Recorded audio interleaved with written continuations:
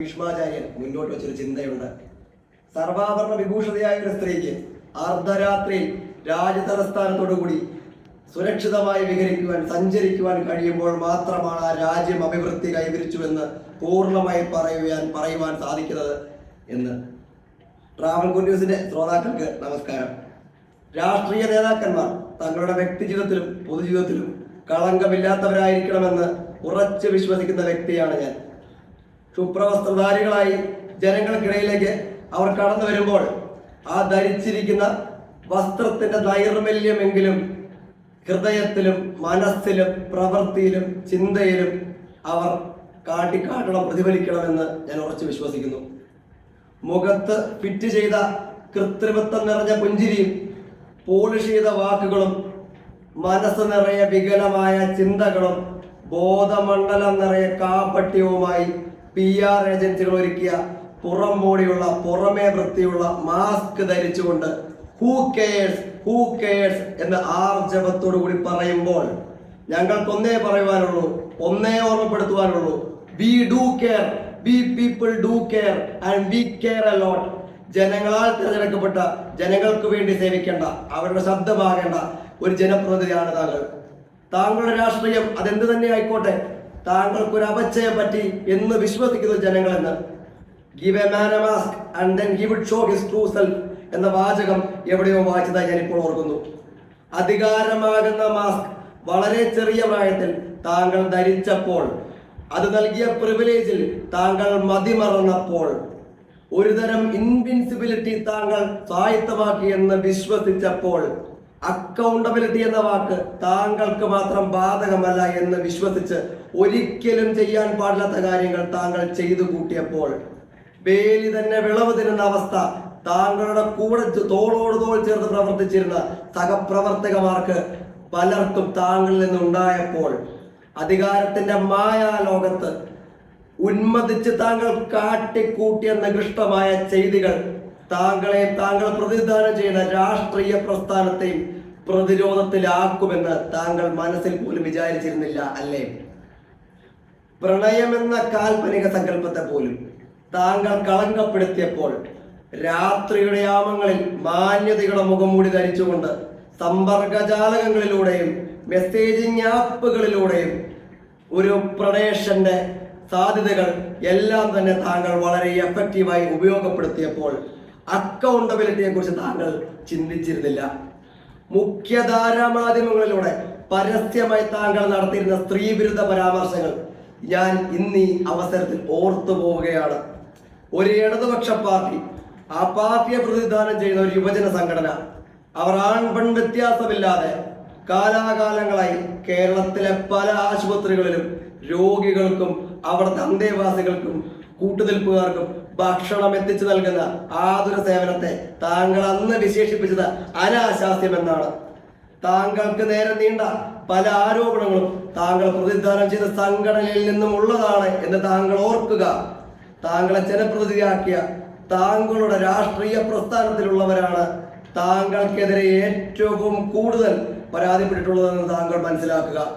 പല പ്രായത്തിലുള്ളവരും പല ജീവിതധാരകളിൽ നിന്നും ഉള്ളവരും താങ്കൾക്ക് നേരെ ആരോപണത്തിന്റെ ശരങ്ങൾ തടുത്തുവിടുമ്പോൾ, താങ്കളുടെ ആദർശത്തിന്റെ മുഖം മൂടിക്ക് പുറകിൽ ഒരു തികഞ്ഞ പ്രഡേറ്റർ ഒളിഞ്ഞിരിപ്പുണ്ട് എന്ന് അടക്കം പറയുമ്പോൾ, താങ്കളുടെ സ്വന്തം പാർട്ടി നേതൃത്വം ഒന്നടങ്കം താങ്കളെ തള്ളിപ്പറയുമ്പോൾ, താങ്കൾക്ക് വേണ്ടി തങ്ങളുടെ സമ്മതിദാനാവകാശം വിനിയോഗപ്പെടുത്തിയ താങ്കളുടെ മണ്ഡലത്തിലെ സമ്മതിദായകർക്ക് തെറ്റു പറ്റിയിട്ടില്ല എന്ന് പ്രൂവ് ചെയ്യേണ്ട കടമ താങ്കൾക്കുണ്ട്.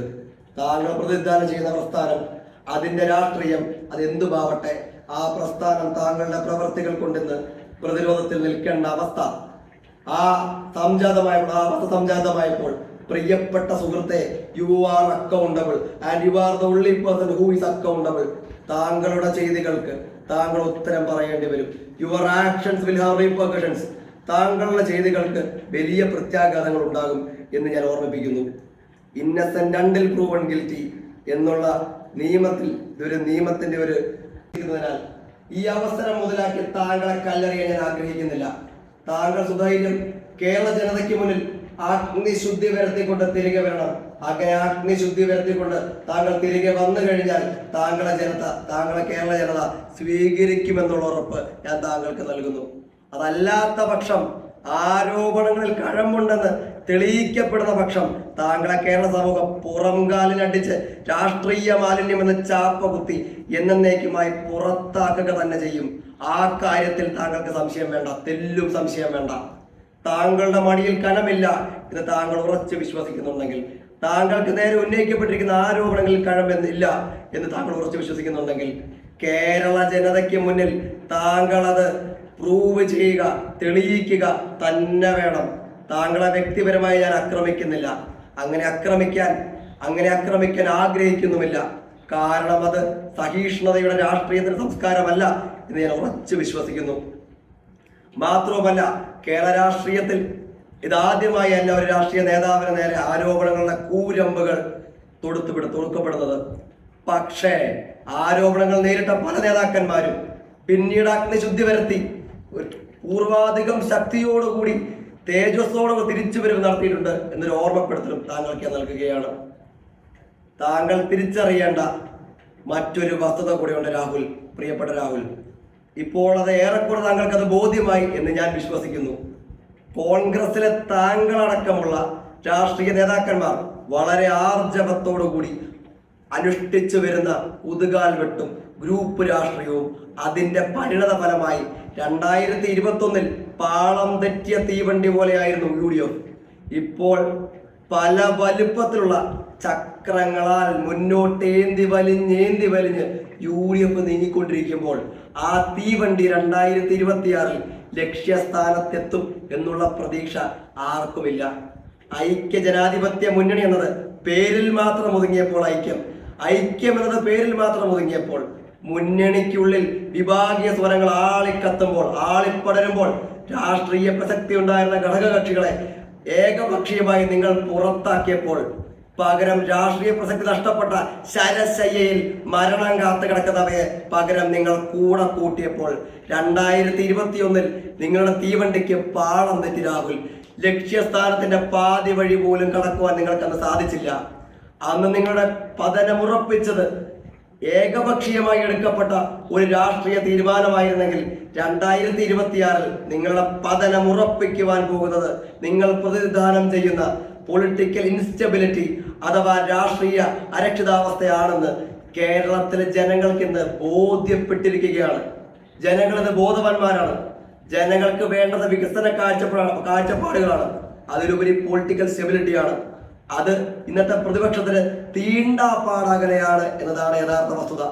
അവരുടെ തന്നെ യുവജന നേതാക്കന്മാർക്ക് നേരെ സ്വന്തം രാഷ്ട്രീയ പ്രസ്ഥാനത്തിൽ നിന്ന് തന്നെ അപസ്വരങ്ങൾ ഉയർന്നു വരുമ്പോൾ, അവർക്കെതിരെ ആരോപണങ്ങൾ ഉയർന്നു വരുമ്പോൾ, തുടർന്ന് നടന്നുകൊണ്ടിരിക്കുന്നതുമായ ഇന്നത്തെ ഈ സംഭവ വികാസങ്ങൾ, പിന്നെ ഈ ദിവസങ്ങളിലായി നിയമസഭയിൽ പ്രതിപക്ഷത്തിന്റെ ഭാഗത്ത് കണ്ടുവരുന്ന രാഹുൽ മാങ്കൂട്ടത്തിനെ പോലെയുള്ള വ്യക്തികൾക്ക് കണ്ടുവരുന്ന ക്വാറന്റൈൻ പരിപാടിയും അതുപോലെ തന്നെ നമ്മുടെ കോവിഡ് കാലത്തെ അനുസ്മരിപ്പിക്കുന്ന രീതിയിലുള്ള സോഷ്യൽ ഡിസ്റ്റൻസിങ്ങും രാഹുൽ മാങ്കൂട്ടത്തിന് നൽകുമ്പോൾ കത്ത് കൊടുക്കലും കത്ത് മേടിച്ച ശേഷമുള്ള ഇറങ്ങിപ്പോകലും ഇതെല്ലാം ഇവിടുത്തെ സാധാരണ ജനങ്ങൾ, സമ്പതിദായകർ അവർ കൃത്യമായി കാണുന്നുണ്ടെന്നുള്ള ബോധ്യം ഈ വൈകിയ വേളയിലെങ്കിലും പ്രതിപക്ഷത്തിനുണ്ടായാൽ നന്ന് എന്ന് മാത്രമേ എനിക്ക് ഓർമ്മപ്പെടുത്താനുള്ളൂ.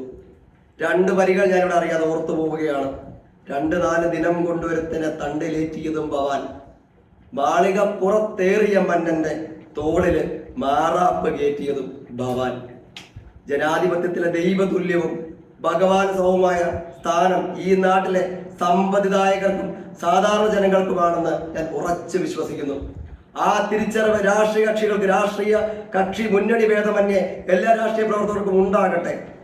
നിങ്ങളിൽ അവർക്കുള്ള വിശ്വാസം, ജനങ്ങൾക്കുള്ള വിശ്വാസം നിങ്ങളുടെ പ്രവർത്തികൾ കൊണ്ട് നിങ്ങൾ കൈമോശം വരുത്തിയാൽ ഈ നാട്ടിലെ ജനങ്ങൾ ഒരു ദാക്ഷിണ്യവുമില്ലാതെ തോളത്തൊരു മാറാപ്പ് എടുത്തു വെച്ച് തരും എന്നുള്ള ബോധ്യം എല്ലാ രാഷ്ട്രീയ പ്രവർത്തകർക്കും ഉണ്ടാവട്ടെ എന്ന് മാത്രം പറഞ്ഞുകൊണ്ട് ഭീഷ്മാചാര്യ സ്വപ്നം കണ്ടിരുന്ന ആ ഗുഡ് ഗവേണൻസിന്റെ സ്വപ്നം ഉടനടി സാക്ഷാത്കരിക്കപ്പെടുമെന്ന് പെട്ടില്ലെങ്കിൽ പോലും ഏതെങ്കിലും കാലത്ത് സാക്ഷാത്കരിക്കപ്പെടുമെന്ന വിശ്വാസത്തിൽ നല്ലൊരു സായാഹ്നം നേർന്നുകൊണ്ട് ജോ തോമസ് സൈനിങ് ഓഫ്.